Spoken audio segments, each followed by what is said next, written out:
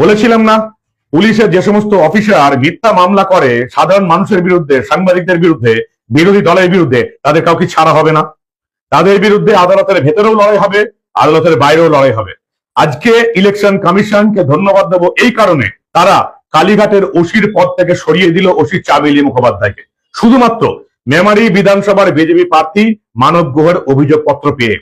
এই চামেলি মুখার্জি আমার ওই গিরিশপাড় থানার যে আমার বিরুদ্ধে মামলা হয়েছিল, মিথ্যা মামলা, সেই মামলার অন্যতম আইও ছিলেন। গিরিশপাকের মামলা আপনারা জানেন, যে মামলায় যেটা বলা হয় তৃণমূলের তরফ থেকে, পুলিশের তরফ থেকে, যে অভিষেক বন্দ্যোপাধ্যায় নিজে তুলিয়েছিলেন মানব গুহকে পুলিশ দিয়ে, যে মামলায় আমার বিরুদ্ধে প্রচুর অভিযোগ এসেছিল। ঘটনা হয়েছিল একবারপুর পুলিশ স্টেশন দখল হয়ে গেছিল এবং সেখানে হিন্দুদের উপর অত্যাচার হয়েছিল, যে খবরটা সাংবাদিক মানব গুহ করেছিল বলে অভিষেক বন্দ্যোপাধ্যায় নিজের পুলিশকে দিয়ে মানব গুহকে তুলিয়েছিল। একটা মিথ্যা মামলা সাজানো হয়েছিল, যেখানে আমাকে 7 দিন জেল পর্যন্ত কাটানো হয়েছিল, 23 দিন আটকে রাখা হয়েছিল। এমনকি এবারে বিধানসভার নির্বাচনে এই মেমারিতে এসে অভিষেক বন্দ্যোপাধ্যায়, এই রাজ্যের সবচেয়ে বড় মিথ্যাবাদী, এসে বলে গেছিল একজন জেল খাটা আসামি। কিন্তু সেই অভিষেক বন্দ্যোপাধ্যায় সবচেয়ে বড় ফেরেববাজটা এটা বলেনি যে কেসে আমাকে তারা জেল খাটিয়েছিল, সেই মামলা পুলিশ 2.5 বছর পর মিথ্যা মামলা সাজাতে না পেয়ে ছেড়ে দিয়ে পালিয়ে গেছে। সেই পুলিশের বিরুদ্ধে আমি নিজে মামলা করেছি। গিরিশপাড় থানার ওসি জয়ন্ত আর এই আইও চামেলি মুখার্জি, এদের নামও এই অভিযুক্তের তালিকায় আছে। চামেলি মুখার্জি নির্বাচন কমিশনকে জানাননি যে তার বিরুদ্ধে কেস আছে, তিনি একটা মামলায় আসামি। এবং আলিপুর আদালতে আমি যে মামলাটা করেছিলাম আমাকে ফাঁসানোর জন্য এবং সম্মানহানির জন্য, সেই মামলায় অন্যতম প্রধান অভিযুক্ত এই গিরিশপাড় থানার ওসি জয়ন্ত এবং এই কালীঘাট থানার ওসি যিনি ছিলেন গতকাল অব্দি, এই চামেলি মুখার্জি। তিনি নির্বাচন কমিশনকে জানাননি তার বিরুদ্ধে কোনো কেস আছে। আমি নির্বাচন কমিশনে অভিযোগ জানিয়েছিলাম।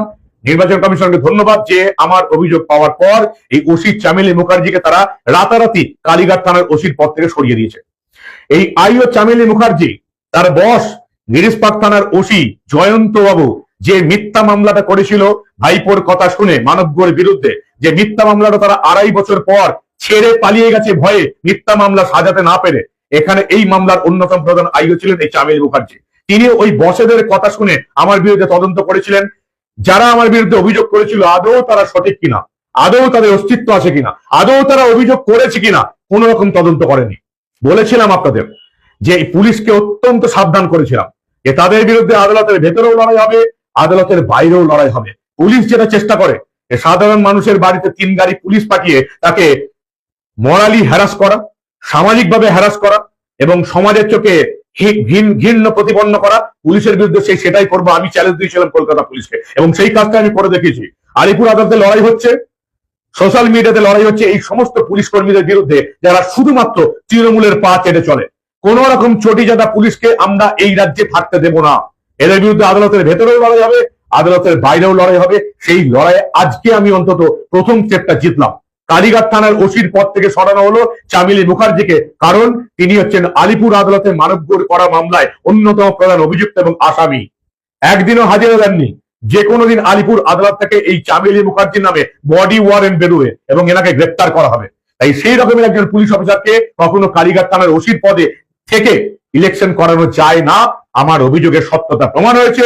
নির্বাচন কমিশন আজকে কালীঘাট থানার ওসির পদ থেকে এই ওসি চামেলি মুখার্জিকে সরিয়ে দিয়েছে। এদের কোনো যোগ্যতাই নেই কলকাতার কোন থানার ওসি থাকার। এই অযোগ্য পুলিশ অফিসার গুলোকে শনাক্ত করতে হবে এবং এদিকে সাসপেন্ড করে বাড়িতে বসিয়ে দিতে হবে, যাতে সাধারণ মানুষ, সাংবাদিক, কোন বিরোধী পক্ষ এদের দ্বারা, এই চটিজাদাগুলোর দ্বারা কোনো হেনস্থা না হয়।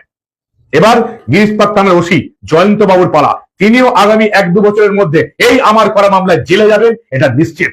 প্রতিবাদ করতে শিখুন, পুলিশের বিরুদ্ধে প্রতিবাদ করতে হবে। যে সমস্ত পুলিশ কর্তা আজও চটি চেপে চলছে তাদের বিরুদ্ধে প্রতিবাদ করতে হবে এবং তাদেরকে আদালতের ভেতরেও লড়তে হবে, আদালতের বাইরেও তাদেরকে সেই রকমের লড়াই দিতে হবে তাদের সঙ্গে, তারা যে রকমের হ্যারাসমেন্টটা সাধারণ মানুষের করে এবং সাংবাদিকদের করে। আদালতের বাইরেও তাদের বিরুদ্ধে এই লড়াইটা মানব গুহ চালিয়ে যাবে, সাংবাদিক হিসেবেও চালিয়ে গেছে, রাজনীতিবিদ হিসেবেও চালিয়ে যাবে। ধন্যবাদ।